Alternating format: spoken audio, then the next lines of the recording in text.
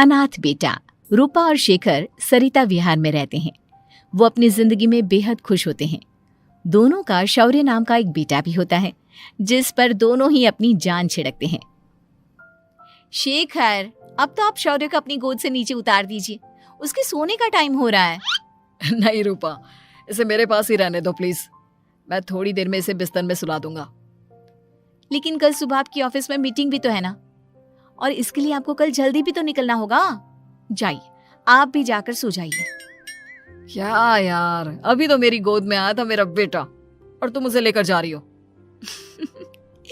बाद में कर लेना अपने बेटे से प्यार, अभी जाकर सो जाइए। रूपा शेखर से शौर्य को ले रही होती है कि तभी शौर्य रोने लगता है। शौर्य को रोता देखकर रूपा उसे फिर से शेखर को थमा देती है।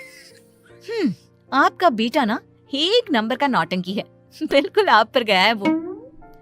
साफ बोलो ना, तुम्हें जलन होती है हम दोनों बाप बेटे का प्यार देखकर। पहले बड़ा तो होने दो तुम शौर्य को, फिर देखना वो सबसे ज्यादा मुझे ही प्यार करेगा। देखते हैं। ऐसे ही दिन बीतते चले जाते हैं और एक दिन कैंसर की बीमारी के चलते रूपा की मौत हो जाती है। अब शौर्य 3 साल का हो चुका होता है, जिसके कारण उसकी दादी शेखर पर दूसरी शादी का दबाव बनाने लगती है। शेखर, शौर्य अभी बहुत छोटा है और उसे इस समय एक माँ के प्यार की बहुत जरूरत है। माँ, मुझे दूसरी शादी नहीं करनी। क्या पता जो दूसरी औरत आएगी वो मेरे बेटे को एक माँ का प्यार दे या ना दे। तो रूपा की छोटी बहन वैशाली से ही शादी क्यों नहीं कर लेता? वो तो शौर्य को एक माँ का प्यार पूरा दे सकती है ना। मैंने कहा ना माँ, मुझे दूसरी शादी नहीं करनी, और अपनी ही पत्नी के बहन से तो हरगिज नहीं। ऊपर से अगर रूपा देख रही होगी तो वो क्या सोचेगी? अपने लिए ना सही, लेकिन तुझे शौर्य के लिए तो शादी करनी ही पड़ेगी ना बेटा। शेखर कुछ कहता उससे पहले ही अंजुमन उसे रूपा की कसम दे देती है, जिसके आगे मजबूर होकर शेखर शादी के लिए हामी भर देता है। देखो वैशाली, मैंने तुमसे शादी सिर्फ अपने बच्चे के लिए की है। मैं चाहता हूं कि तुम उसे एक माँ का भरपूर प्यार दो। शौर्य, आपके साथ साथ मेरा भी कुछ लगता है। अगर आप मुझसे शादी नहीं भी करते तब भी मेरा प्यार शौर्य के लिए कभी कम या ज्यादा नहीं होता। शादी के कुछ दिनों बाद ही शेखर की माँ की भी मौत हो जाती है। वैशाली शौर्य को एक माँ से भी बढ़कर प्यार देती है। शौर्य को लेकर वैशाली का यूं निस्वार्थ प्यार देखकर शेखर को भी उससे प्यार हो जाता है और कुछ सालों बाद शेखर और वैशाली का भी लड़का हो जाता है। लेकिन इसके बाद वैशाली का शौर्य को लेकर बर्ताव बदलने लगता है। वैशाली, मैं देख रहा हूँ तुम आजकल शौर्य का जरा भी ध्यान नहीं रख रही हो। मुझे पता नहीं था कि आदित्य के होने के बाद तुम इतना बदल जाओगी। आदित्य मेरा अपना सगा खून है और शौर्य दीदी का, फिर मैं दोनों में अंतर कैसे नहीं करूं? माँ भले ही दोनों के अलग अलग है, लेकिन पिता तो एक है ना। अगर मुझे पहले पता होता कि तुम इतनी जल्दी बदल जाओगी तो मैं कभी तुमसे शादी ही नहीं करता। हाँ, तो किसने कहा था आपसे मुझसे शादी करने के लिए? मैं थोड़ी ना आई थी आपके पास, आपकी माँ ही आई थी मेरे घर आपका रिश्ता लेकर। वैशाली, मुझे तुमसे ऐसी उम्मीद नहीं थी। गुस्से में शेखर अपना पैर पटकता हुआ शौर्य को वहां से लेकर चला जाता है। पापा, मम्मा मुझसे प्यार क्यों नहीं करती? क्या मैं उनका सगा बेटा नहीं हूँ इसलिए मुझसे प्यार नहीं करती? मम्मा नहीं करती तो क्या हुआ बेटा, पापा तो करते हैं ना आपसे प्यार। कुछ दिनों के बाद, आज तुझे खाना पीना कुछ नहीं मिलेगा, चल चुपचाप से अपने रूम में जाकर सो जा। माँ, अब भाई को खाना क्यों नहीं दे रही हो? बेटा तू आराम से खाना खा, इस नालायक की चिंता मत कर। एक दिन खाना नहीं खाएगा तो मर नहीं जाएगा ये। अगर भैया नहीं खाएंगे तो मैं भी नहीं खाऊंगा। तू अपने भाई का भक्त क्यों बन रहा है? ये तेरा सौतेला भाई है, सगा नहीं जो तू लक्ष्मण बन रहा है। माँ, आपको इतना भी नहीं मालूम? श्री राम और लक्ष्मण सगे भाई नहीं थे। श्री राम माता कौशल्या और लक्ष्मण माता सुमित्रा की कोख से जन्मे थे। दोनों की सिर्फ पिता एक थे, लेकिन माँ अलग थी। मुझे ज्यादा ज्ञान देने की जरूरत नहीं है।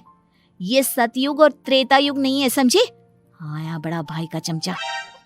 इतना कहकर वैशाली वहां से चली जाती है। जिसके कुछ टाइम बाद शिखर वहां आता है और आदित्य उसे सारी बात बताता है। मुझे माफ कर दो शौर्य, तुम्हारी माँ के जाने के बाद मुझे दूसरी शादी का फैसला करना ही नहीं चाहिए था। अगर मैं दूसरी शादी नहीं करता तो शायद आज तुम्हारी ये हालत ना होती।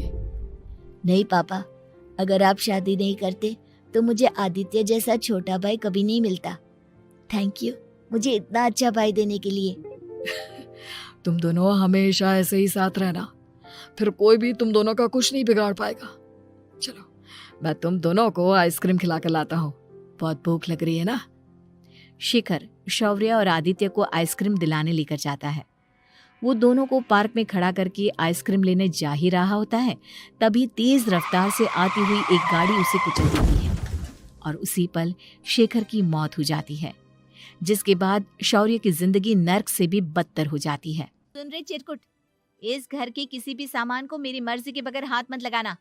इन सब पर अब तेरा कोई हक नहीं है, समझा? ठीक है माँ, मैं आपकी इजाजत के बगैर किसी चीज को हाथ नहीं लगाऊंगा।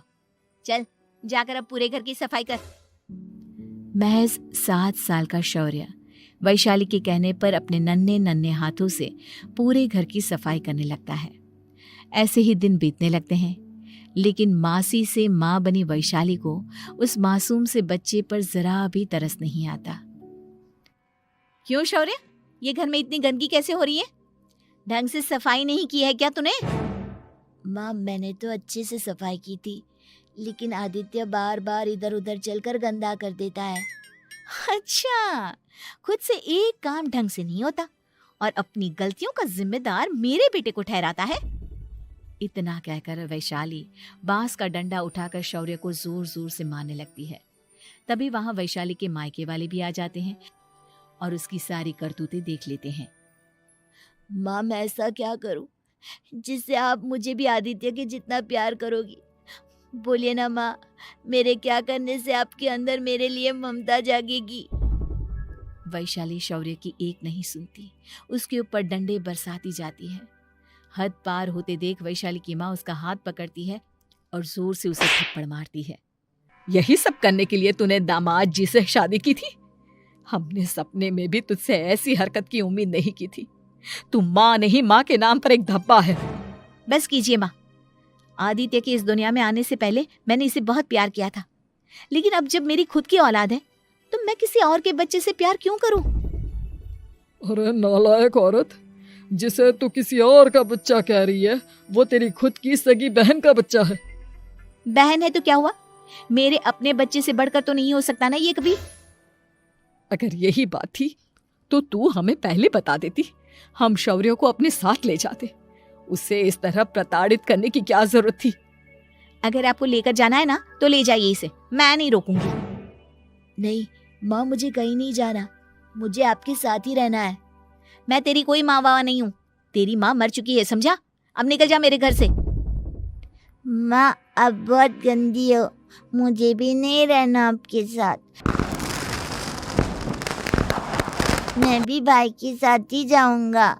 अरे तू क्यों जाएगा, तू तो मेरा सगा बेटा है, जाने दे इसे। हम यहाँ ऐश से रहेंगे, तुम्हारे पापा बहुत सारी जमीन जायदाद छोड़ गए हैं तुम्हारे लिए। नहीं माँ, मुझे भाई के साथ जाना है। आप अच्छी नहीं हो, आप बहुत बुरी हो, आप भाई को बहुत परेशान करती हो। देख वैशाली, तुझसे ज्यादा समझ तो इस मासूम बच्चे में है। ये तेरे बुरे कर्मों का ही नतीजा है जो आज तेरी सगी औलाद खुद से तुझे ठुकरा रही है।